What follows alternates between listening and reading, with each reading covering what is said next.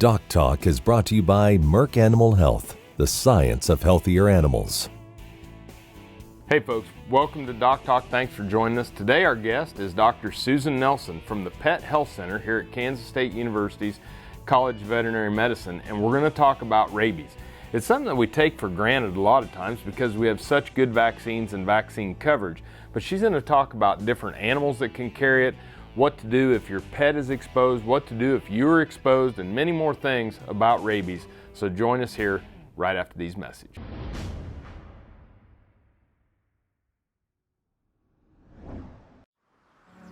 As dependable as the sunrise, in dairy parlors, open pastures, on ranches and feed yards across America, a place where reputation is more than a name, where the science of healthier animals is a way of life. It's the responsibility that drives who we are and what we do. Every decision, every day. It's your livelihood and our responsibility.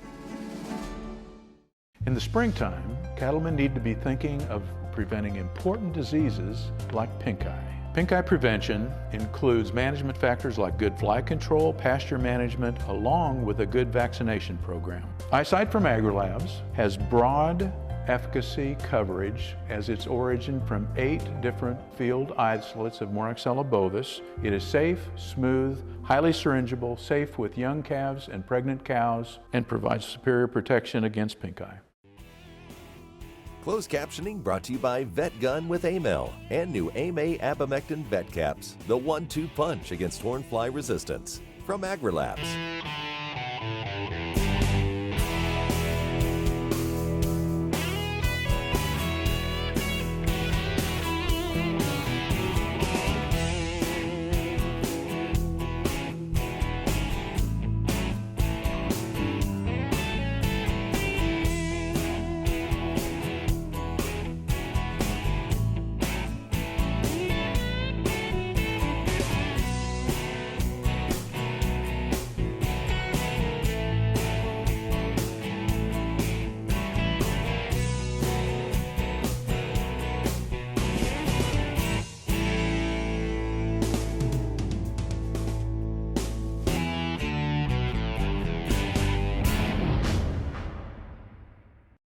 This segment is brought to you by the Beef Quality Assurance Program and the Kansas Beef Council, improving animal care and beef safety for more than 20 years. Hey folks, welcome to DocTalk. We have a special guest here, Dr. Susan Nelson, and she is a clinical professor here at the Veterinary Health Center at Kansas State University's College of Veterinary Medicine. Thanks for joining us. You're welcome. Happy to be here. Yeah, it's always great to have you on here, and you see a lot of dogs and cats. Yep. Through your clinical rotation and service here at the veterinary school while teaching veterinary students, and one of the things that you've done some focus on is rabies, right? Exactly.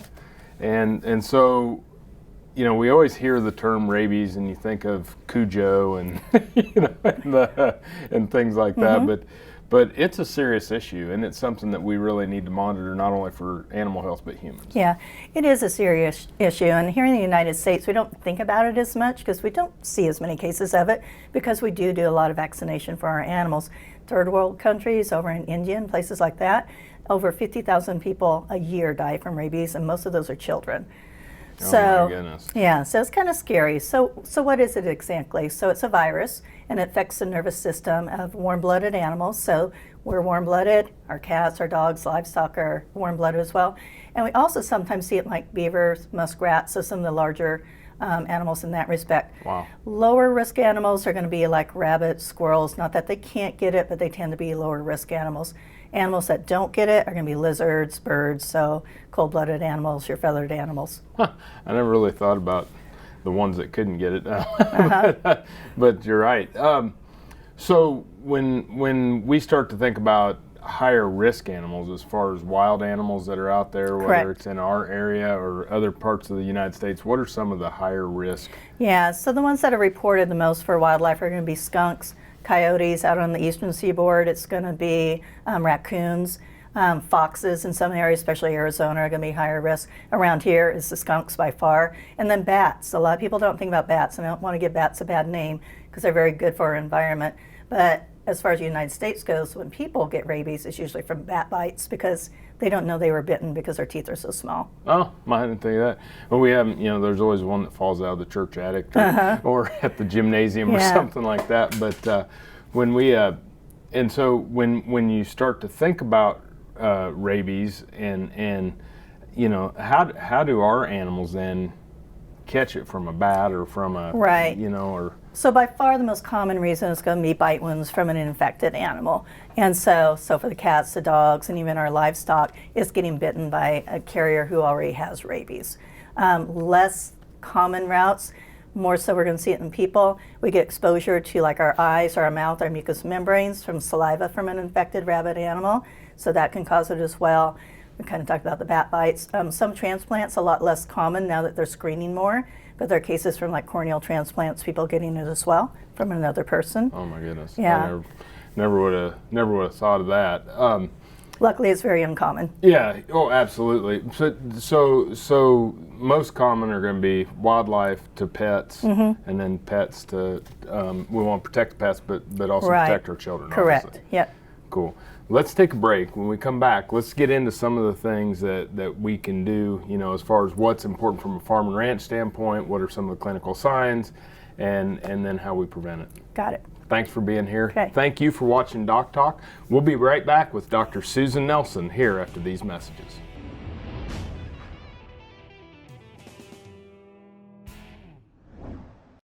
Thanks for joining me today for Boehringer Ingelheim's Cattle First. When we start to think about labels that are on bottles of antibiotics, it's extremely important that we follow them. The first thing that's on the label, what species is this indicated for? So it might be for cattle, for horses, for dogs, or cats. Once we understand the species that these products are labeled for, what's the indication? Bovine respiratory disease. Could it be for foot rot? There's a list of species, indications. After that, what's the dosage, what's the route of administration, and then what's the withdrawal time, or the time in which it's safe to take an animal to slaughter from the time in which the animal was last treated until that animal was slaughtered.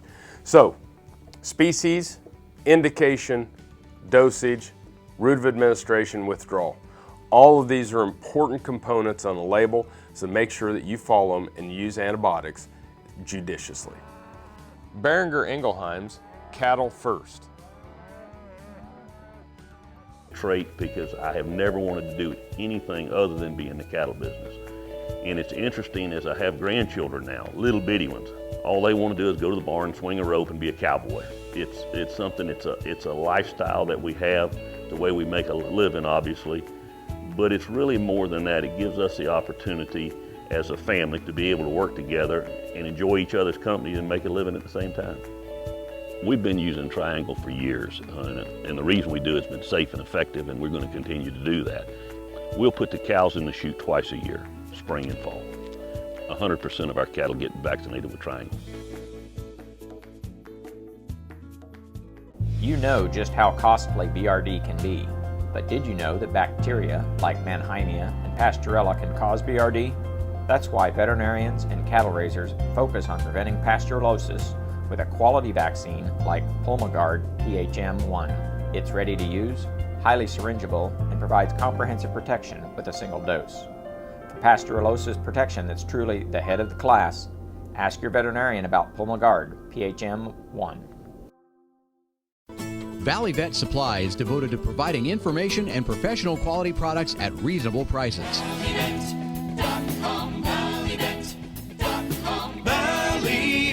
Supply.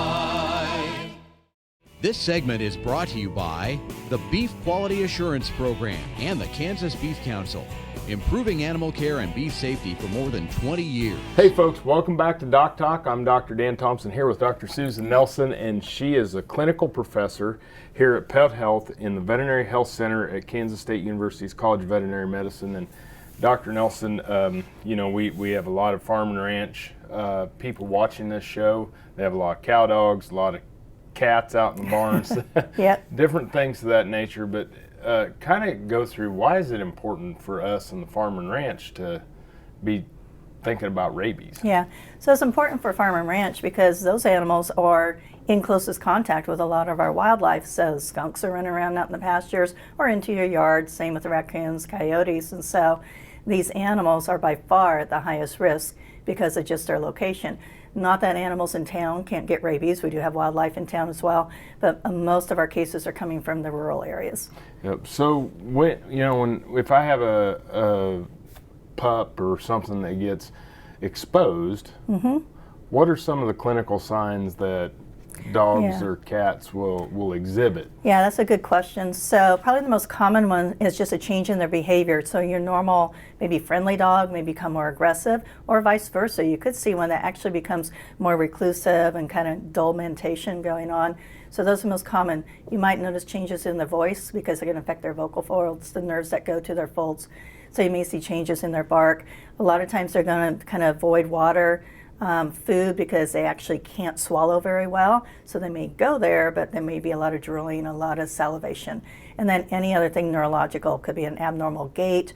For the wildlife, it could be they're in your yard in broad daylight when normally you wouldn't be seeing them. Gotcha. So abnormal behavior is by far the biggest. And then I hadn't really thought about the vocal folds and the pharyngeal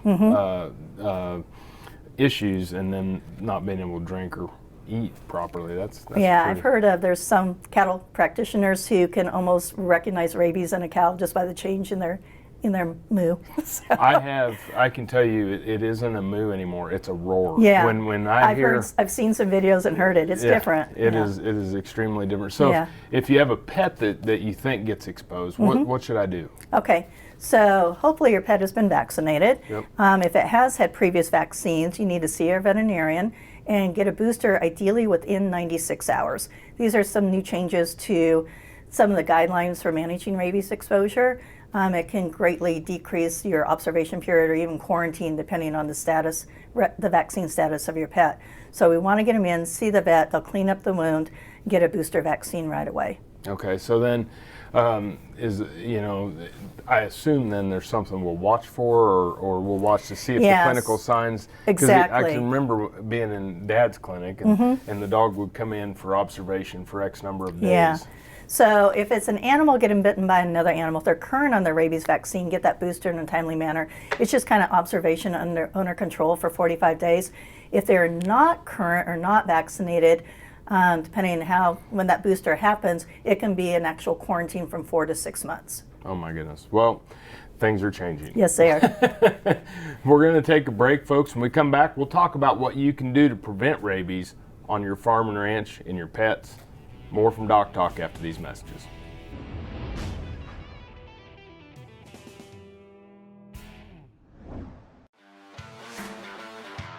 You spent countless hours building a strong operation. But when it comes to trichomoniasis, the odds are stacked against you.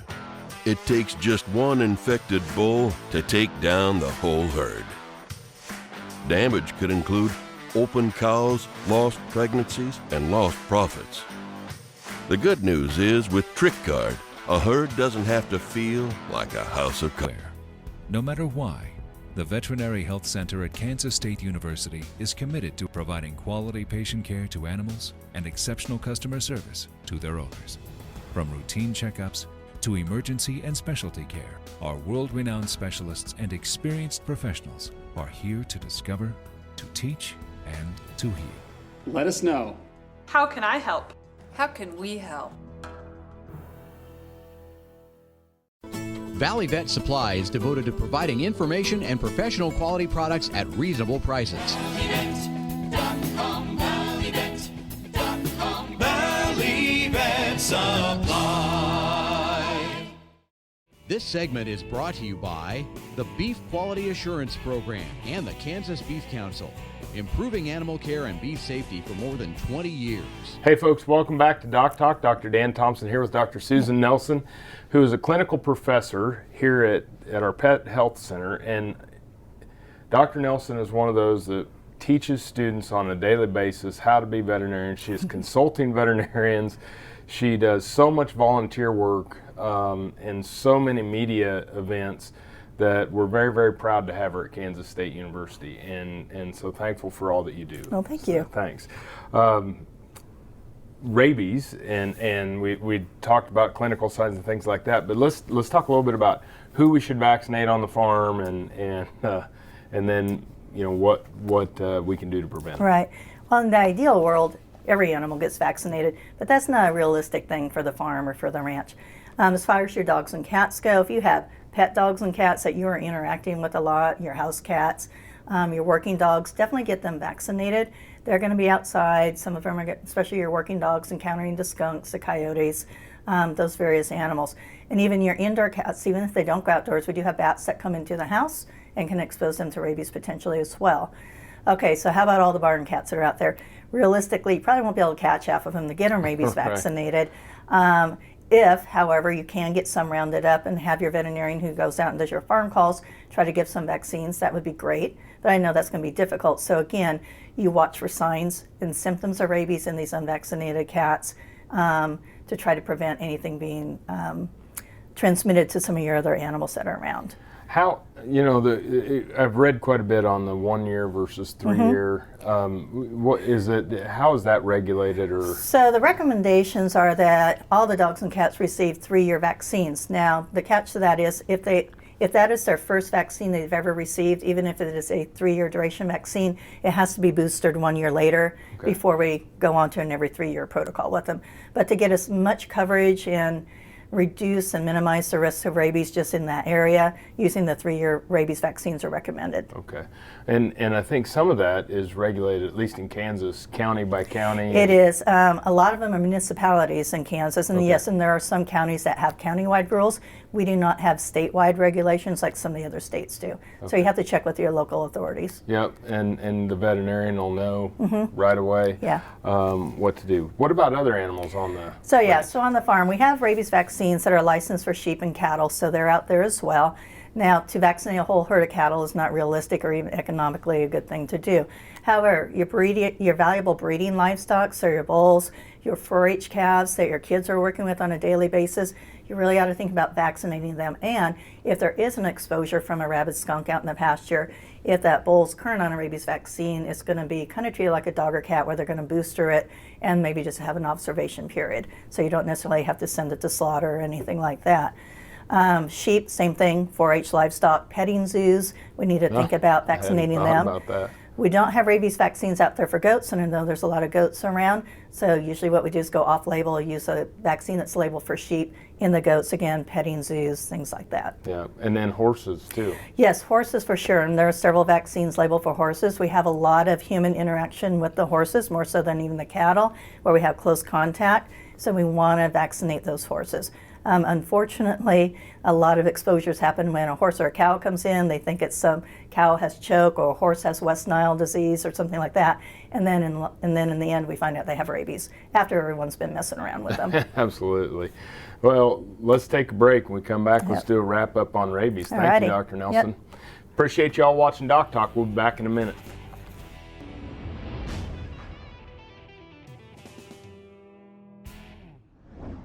In the springtime, cattlemen need to be thinking of preventing important diseases like pink eye. Pink eye prevention includes management factors like good fly control, pasture management, along with a good vaccination program. Eyesight from AgriLabs has broad efficacy coverage as its origin from 8 different field isolates of Moraxella bovis. It is safe, smooth, highly syringeable, safe with young calves and pregnant cows, and provides superior protection against pink eye. No matter where, no matter why, the Veterinary Health Center at Kansas State University is committed to providing quality patient care to animals and exceptional customer service to their owners. From routine checkups to emergency and specialty care, our world-renowned specialists and experienced professionals are here to discover, to teach, and to heal. Let us know. How can I help? How can we help? Some call it a come-from-behind victory, an unlikely win, a reversal of fortune, snatching victory from the jaws of defeat. This is our moment, our victory dance, because we choose confidence. We choose Zuprevo for BRD treatment. Ask your veterinarian to prescribe Zuprevo. Zuprevo is a fast-acting, long-lasting BRD treatment that you can count on to get the job done. Choose confidence. Choose Suprevo from Merck Animal Health. Valley Vet Supply is devoted to providing information and professional quality products at reasonable prices. Valley Vet Supply. This segment is brought to you by the Beef Quality Assurance Program and the Kansas Beef Council, improving animal care and beef safety for more than 20 years. Hey folks, welcome back to DocTalk. Dr. Dan Thompson and Dr. Susan Nelson. We're on faculty here at K-State at the College of Veterinary Medicine, where Dr. Nelson is a clinical professor and the head of our pet health section here at the Veterinary Health Center. Come in and see us, right? Yep. Bring your pet. Please, come yes, see come us. see us, We'd love yeah. to have you as a client.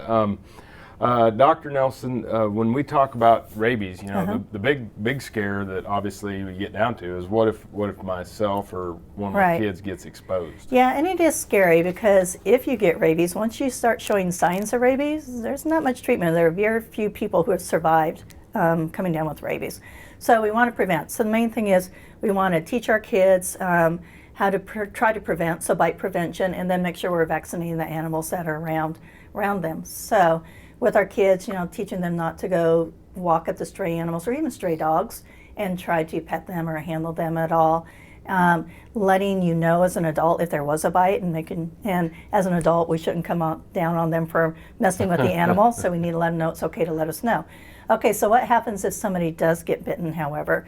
First thing is, if you know who the animal is, that's ideal, and find out the vaccine status if it's a dog or a cat, because usually it's fairly simple. They'll go through a 10-day observation period, and if they don't come down with signs of rabies within that 10 days for the dogs, cats, or ferrets, then you're not going to undergo post-exposure treatment for rabies. Gotcha. If it's an unknown animal that you can't catch, especially if it is a bat, what we call a wild mammalian carnivore, or a skunk that you've been exposed to, you're considered automatically exposed to rabies whether we have that animal around for testing or not.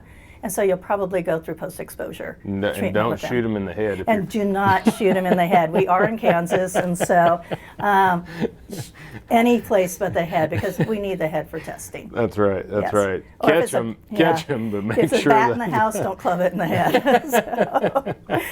But in all seriousness, if we have the animal for testing, let's say it is a wild animal that you can safely catch or trap and bring in, and can have them tested for rabies. If they test negative, then we're done. It's not a big deal for that. If they're positive, then your physician's going to talk to you about post-exposure treatment.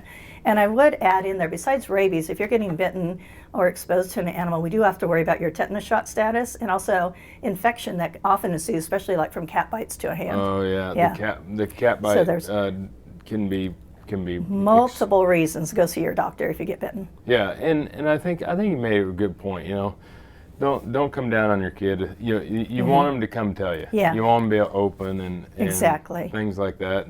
And once we have, one of the things that I've read is that if we do get in, very few people have any problems because we have such a good system set up for handling post-exposure. Exactly. Based on your history and based on the animal's history, that things just go pretty smooth. And there's a lot of bites that end up not going through post-exposure treatment just because the animal is vaccinated. They're considered low risk. So I don't want people to be scared to talk to their doctor about it either. The old shots in the belly you heard about and the multiple shots, it's different these days for post-exposure protocols, so it's not as scary as it used to be either. Great. Well, thank you so much for the great information on rabies, and thanks for all you do. All right, thanks for having me. You bet. Thank you for watching DocTalk, and if you want to learn more about what we do, you can find us on the web at www.doctalktv.com. Always work with your local veterinarian. For Dan Thompson and Dr. Susan Nelson here at K-State. Thanks for watching DocTalk, and we'll see you down the road.